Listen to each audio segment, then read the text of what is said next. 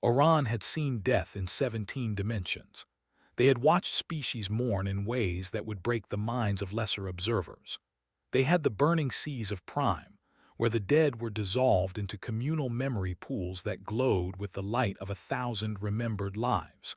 They had documented the quantum storms of, where corpses were launched into swirling chaos so that their atoms might become part of something greater. They had even observed the cold efficiency of the, who erased all evidence that the deceased had ever existed, believing that any trace of the dead would contaminate the living with spiritual poison. For 300 cycles, Oran had served as the chronicler of endings for the Celestial Concordance. It was a position of great honor and greater burden.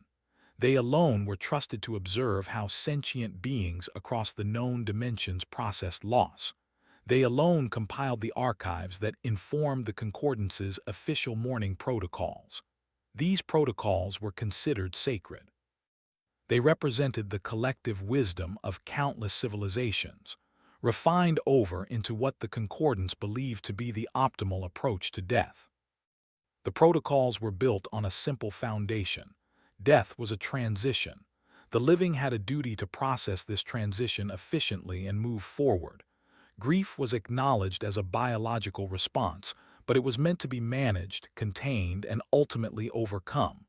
The dead were gone. The living remained. Resources and emotional energy should flow toward the future, not the past.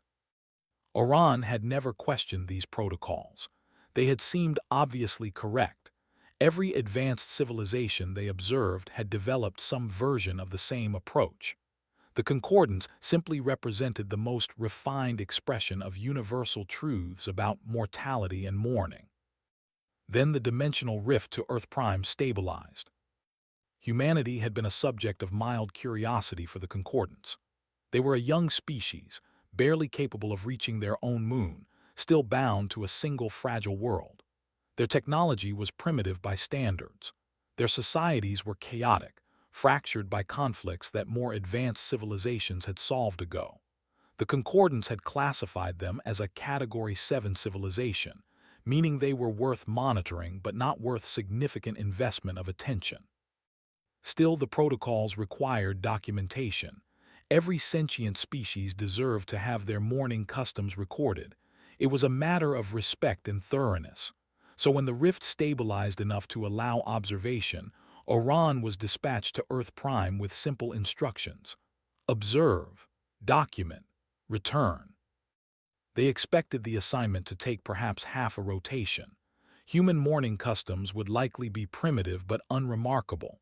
Young species typically disposed of their dead quickly and moved on. They lacked the philosophical frameworks to develop elaborate rituals. Oran anticipated a brief entry in the archives, perhaps a footnote about an interesting, if underdeveloped, approach to mortality. They materialized invisibly in what humans called a funeral home. It was a small building in a small town in a region humans called the American Midwest. Oran chose this location specifically because it seemed unremarkable. They wanted to observe typical human behavior, not exceptional cases. The building was modest, surrounded by carefully maintained gardens, and filled with soft light that seemed designed to comfort rather than illuminate. The deceased was an elderly human female named. She had died at the age of 87 from what humans called natural causes. By concordant standards, this was an insignificant death, had made no great discoveries. She had commanded no armies. She had not altered the course of human history in any measurable way. She had been, by all objective measures, an ordinary member of her species. Oran prepared their documentation protocols and settled in to observe what they assumed would be a brief and simple process. The first humans arrived the following morning. Oran noted them with mild interest. There was a biological cluster that appeared to be the deceased's immediate family. This was expected. Most species designated specific individuals to handle the practical matters of death. What surprised Oran was the size of the group that followed. Humans kept arriving. They came in vehicles that had traveled great distances. Oran's instruments detected that some of these humans had crossed oceans to be present. They had rearranged their schedules, canceled important obligations, and spent significant resources simply to gather in this small building. Many of them had no biological connection to the deceased at all. Oran found this deeply confusing. In the concordance, mourning was a duty assigned to specific individuals based on their relationship to the deceased. Others might acknowledge the loss, but they would not disrupt their lives for it. Death was common. Resources were finite. It made no logical sense to concentrate so much energy on a single, ordinary death. Yet here were humans who had traveled thousands of miles to stand in this room. They embraced each other. They wept openly. They spoke in quiet voices about someone who had been, by any reasonable measure, unremarkable. The first ritual began that evening. Humans called it a wake, which Oran found to be a strange term. They gathered around the body of which had been prepared and displayed in an elaborate container they called a casket. The body had been dressed in fine clothing. Its face had been arranged into an expression of peace. Flowers surrounded it, filling the room with a scent that Oran found surprisingly pleasant. And then the humans began to speak.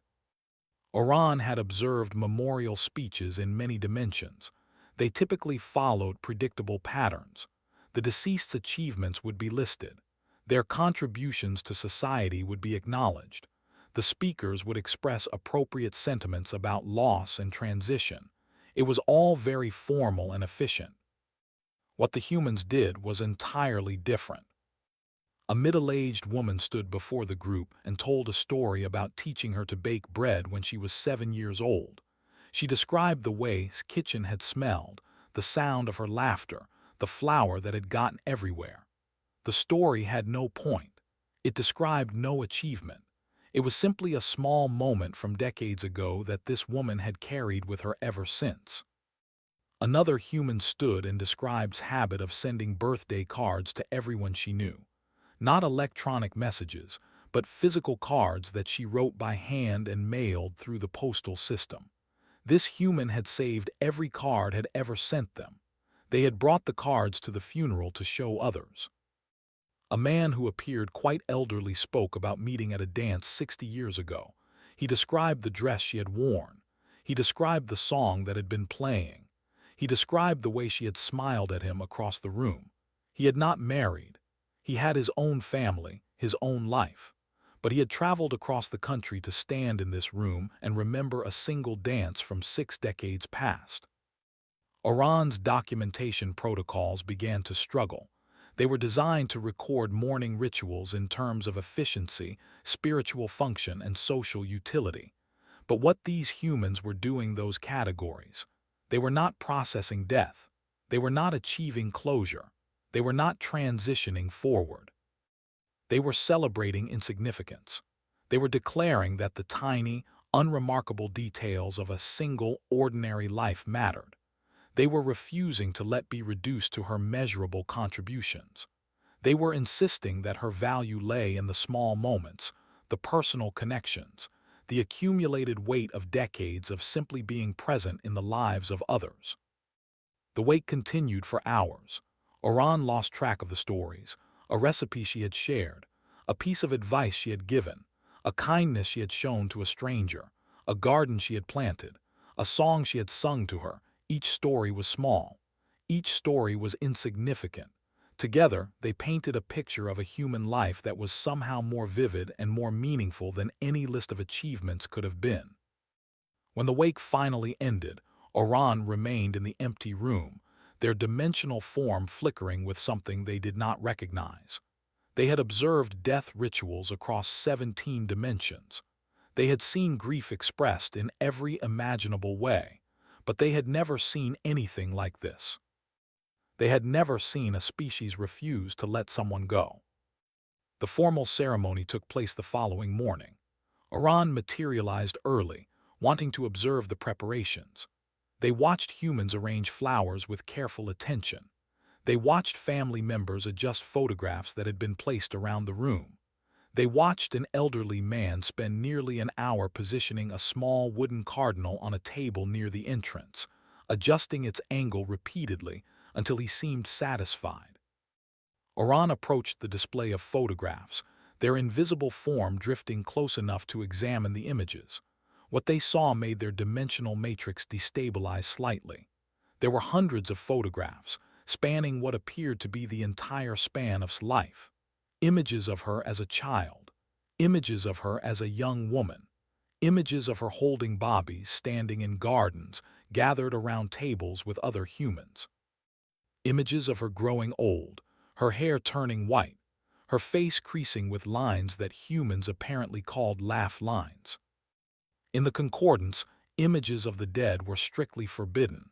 They were believed to anchor the spirit, to prevent proper transition to whatever came next. The dead were meant to move on. The living were meant to let them. Preserving images created a dangerous attachment that could harm both parties. But these humans had created an entire shrine of images. They had gathered every photograph they could find, printed them, framed them, and arranged them for everyone to see. They wanted people to look at Space face. They wanted people to see her at every stage of her life. They wanted her image to persist in the minds of everyone who entered this room. They wanted to anchor her. They wanted her to remain. The ceremony itself was structured around a concept that Oran's translation matrix identified as religious. Humans apparently believed in various forms of existence after death, and their mourning rituals often incorporated these beliefs. The speaker, a human called a minister, spoke about concepts like eternal life and reunion with loved ones who had died before. Oran found these beliefs scientifically unsupported but emotionally coherent. What interested them more was the way other humans responded. Many wept openly. They held hands with each other. They embraced when the ceremony ended. They behaved as if they were experiencing genuine pain, not just performing the expected social responses to death. Then came the eulogies. Multiple humans stood before the group and spoke about. Her daughter described growing up in her mother's house, learning to cook, learning to sew, learning the value of patience and kindness. Her son described her fierce loyalty, her willingness to fight for the people she loved, her refusal to accept defeat even when circumstances seemed hopeless. Her described visits to her home, the smell of her cooking, the sound of her voice singing lullabies. One of her, a young woman who appeared to be perhaps 20 years old, read a letter she had written to her grandmother. The letter was addressed to as if she were still alive. It thanked her for specific kindnesses. It apologized for times when the young woman had been too busy to visit. It made promises about the future, about carrying on her grandmother's legacy, about naming children after her, about never forgetting. Oran observed this young woman place the letter in the casket, tucking it beside her grandmother's hands. The minister did not object. The family did not object. It seemed to be expected that personal objects would accompany the deceased. Other humans approached the casket. They placed small items inside: a photograph, a recipe card, a pressed flower, a small wooden bird that Oran recognized from the earlier display. Each item seemed to carry meaning that only the person placing it understood. The humans were sending their dead away with pieces of the living, with physical reminders of the connections that had defined its existence. The casket was closed. 6 humans lifted it and carried it through the building to a waiting vehicle.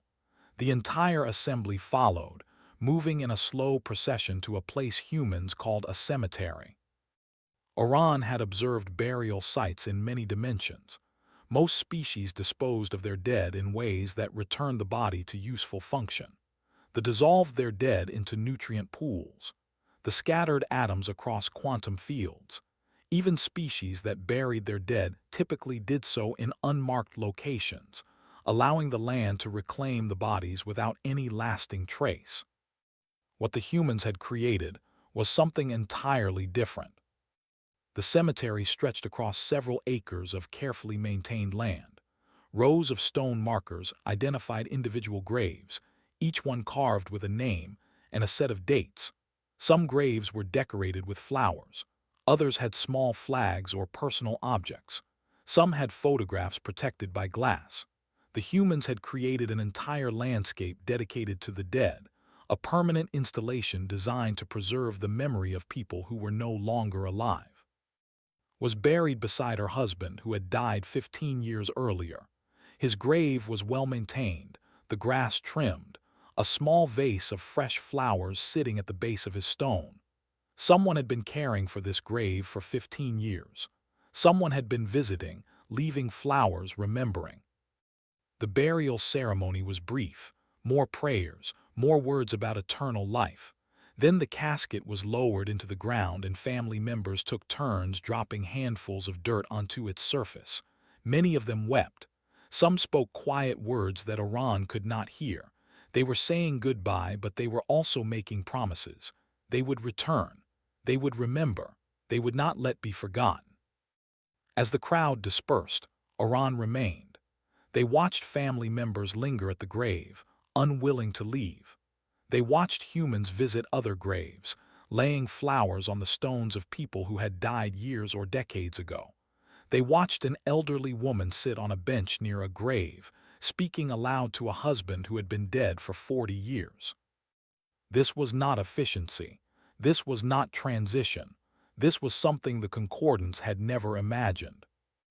The humans returned to the family home for what they called a reception. Food was served, enormous quantities of it, dishes that Iran learned had been favorites. Humans ate and drank and told more stories. They laughed sometimes, remembering funny moments. They cried sometimes, overwhelmed by loss. They did both things simultaneously, their emotional states shifting rapidly in ways that should have been psychologically damaging but somehow seemed to provide comfort. Iran observed for hours. They watched humans share photographs, pointing out details, explaining contexts that only they remembered. They watched humans exchange recipes, promising to cook's favorite dishes at future gatherings. They watched humans plan future visits to the grave, coordinating schedules so that someone would always be there on important dates. They watched a young boy, perhaps 8 years old, ask his mother when grandmother would come back. The mother knelt down and explained gently that grandmother would not come back, but that she would always be with them in their hearts and memories. The boy nodded solemnly and asked if he could have some of grandmother's cookies. The mother said yes, because they had made grandmother's cookies using grandmother's recipe, and eating them was a way of remembering her. Iran understood then what they were witnessing. These humans were not disposing of their dead. They were not processing loss and moving forward. They were incorporating their dead into the fabric of their ongoing lives. They were refusing to let death sever the connections that had defined their relationships. They were insisting that remained part of their family, their community, their world, even though her physical form was now buried beneath the earth. This was unprecedented. This was illogical. This was, by every standard the Concordance had established, deeply inefficient. And yet Iran could not deny that there was something powerful in what they observed. These humans were not broken by their grief. They were not paralyzed by their refusal to let go. They were somehow stronger for it, more connected to each other, more committed to the values that had represented. The reception ended late in the evening. Iran followed the family as they cleaned up, put away food, and prepared for bed. Before retiring, the daughter stood in her mother's bedroom, looking at the empty bed. She picked up a sweater that still hung on a chair and held it to her face, breathing deeply. She was not ready to let go. She might never be ready. And watching her, Iran began to wonder if that was not a weakness but a strength. Iran returned to the Celestial Concordance carrying 847 pages of documentation. This was, by a significant margin, the longest report ever submitted for a single species observation. The archivist who received it expressed confusion. They asked if there had been some error in transmission. Surely the chronicler of endings had not devoted so much attention to a category 7 civilizations' mourning customs. There had been no error. Iran had written every word deliberately. They had included detailed descriptions of every ritual they observed. They had transcribed dozens of eulogies. They had documented the cemetery visit, the reception, the stories, the photographs, the small wooden cardinal. They had tried to capture something that they were not sure their species had the capacity to understand. The High Council of the Concordance convened an emergency session to review the report. This was unprecedented. Reports from the Chronicler of Endings were typically filed in the archives without discussion. The mourning protocols had been established long ago. There was rarely anything new to consider. But Oran's report demanded attention. The council chamber filled with delegates from 17 dimensions, beings of varied forms and philosophies, all of them curious about what could possibly justify such extensive documentation of a primitive species. Oran stood before the assembly and struggled to find words adequate to their purpose. They had observed death rituals across the known dimensions. They had countless approaches to mourning. They had believed that the Concordance's protocols represented the pinnacle of wisdom about how sentient beings should process loss. They no longer believed that. The presentation lasted for several cycles. Oran described human funeral homes, those buildings specifically designed to house grief. They explained how humans created physical spaces where mourning was not just permitted but honored. They showed images of caskets, those elaborate containers built to hold bodies that would soon be buried in the ground. They displayed photographs of cemeteries, those landscapes of memory that humans maintained for centuries. The delegate interrupted early in the presentation. This was all very interesting, they said, but also clearly inefficient. Humans were wasting enormous resources on their dead, resources that could be better used to serve the living. Their attachment to physical remains and permanent memorials represented a failure to properly process the reality of death. Oran acknowledged the point but asked the delegate to withhold judgment. They had more to share. They described the eulogies. They played recordings of humans speaking about an ordinary woman who had made no great achievements, whose death would have been unremarkable by any standard metric. They translated the stories about bread baking and birthday cards and dances from 60 years past.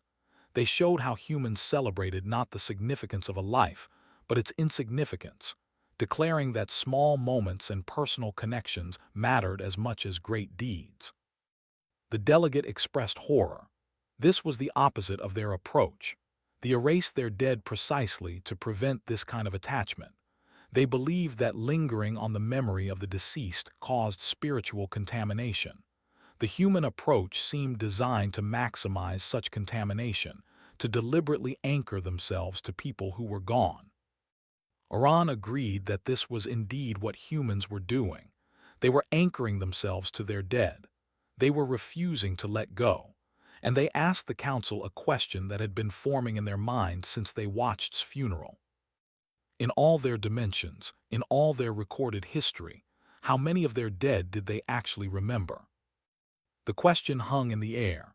The delegates shifted uncomfortably. The concordance had existed for countless beings had lived and died within its span. Their deaths had been processed efficiently, their spirits transitioned according to the protocols. But who remembered them? Who spoke their names? Who told stories about the small moments that had defined their lives? No one answered. Oran continued. They described watching humans visit graves of people who had died decades ago. They described the elderly woman speaking to her dead husband as if he were still present. They described the young boy asking about his grandmother and receiving not a lesson about death but a cookie, a connection, a way of keeping his grandmother present in his life. They described what humans called anniversaries. On specific dates each year, humans gathered to remember their dead. They visited graves. They prepared special foods. They told the same stories they had told the year before. They did not move on. They did not transition. They carried their dead with them through their entire lives. And somehow, the humans were not broken by this. They were not paralyzed by grief. They were not consumed by spiritual contamination. They built families and communities and civilizations while carrying the weight of everyone they had ever lost. The delegate raised a philosophical objection. The dead were gone. Remembering them changed nothing. It was a comforting illusion but ultimately meaningless. Better to dissolve the dead into communal memory pools, where their essence could contribute to the collective wisdom of the species rather than burdening individual survivors. Oran asked a simple question. What was the name of the last person dissolved into the memory pools? The delegate could not answer. The memory pools were collective. Individual identities were not preserved. That was the point. But would always know her name. They would tell their children about her.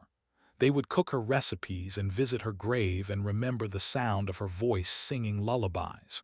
In 100 years, when everyone who had personally known was dead, her great-great would still speak her name. The humans had discovered something that the concordance had missed. Efficiency was not the only value. Transition was not the only goal. There was something precious in the refusal to let go, in the insistence that every life, no matter how ordinary, deserved to be remembered. The council debated for 3 cycles. Some delegates remained skeptical. The human approach was still inefficient. It still demanded resources that could be used elsewhere. It still burdened the living with attachments to the dead. But other delegates began to see what Iran had seen. The concordance had achieved efficiency at the cost of meaning. They had optimized their mourning protocols until there was nothing left to mourn. Their dead transitioned smoothly and were forgotten completely. Their species moved forward but carried nothing with them. The humans were inefficient, they were burdened, they were attached. And they remembered. They remembered everything. Every small kindness, every shared meal, every dance at a party 60 years ago. They built their lives on foundations of memory, and those foundations made them stronger, not weaker. The vote was not unanimous, but it was decisive. The concordance would amend its mourning protocols. Photo displays would be permitted for the first time in. Story-sharing ceremonies would be introduced at funerals. Names would be recorded and preserved. The dead would no longer be transitioned into forgetting but honored with remembrance. They faced the greatest challenge. Their entire culture was built on erasure. For thousands of years, they had deliberately destroyed all evidence of their dead, believing this protected the living from contamination. Now they were being asked to reverse course, to begin the painful work of recovering names that had been forgotten for generations. It would take time. Some names were lost forever, but the delegate, after much deliberation, agreed to begin. They could not undo the past, but they could change the future. Their children would be the first generation to know their grandparents' names. The reforms spread across the concordance. Different species adapted the human approach in different ways. They maintained their memory pools, but began preserving individual names within the collective. They continued launching their dead into quantum storms, but now spoke eulogies before the launch, sharing stories about the lives that were ending. Even the species that had been most resistant to change found ways to incorporate remembrance into their practices. And across it all, Oran's report became required reading for every chronicler of endings. It was titled simply, The Weight of Remembrance, and it described in detail how a young species on an insignificant world had discovered something that older and wiser civilizations had forgotten. The dead deserved to be mourned, not efficiently, not briefly, not with an eye toward transition and moving forward. They deserve to be mourned loudly and personally and for as long as love endures. Back on Earth, unaware of the changes rippling across 17 dimensions, his great-granddaughter placed fresh flowers on her grave. It was a Tuesday, an ordinary day, but she had been thinking about her great-grandmother and wanted to visit. She stood before the stone and spoke quietly, sharing news about her life, asking for advice, promising to return soon. She did not know that somewhere across dimensional barriers, an entire civilization was learning to speak to their dead. She did not know that her simple act of remembrance was part of something much larger, a revolution in how sentient beings processed loss. She knew only that her great-grandmother had been important to her, and that visiting this place made her feel connected to something that death could not destroy. The flowers she left were simple daisies, the kind that had grown in her garden. They would wilt within a week, but that did not matter. She would return with fresh flowers. She would always return. Because love endures. And as long as love endures, the dead are never truly gone.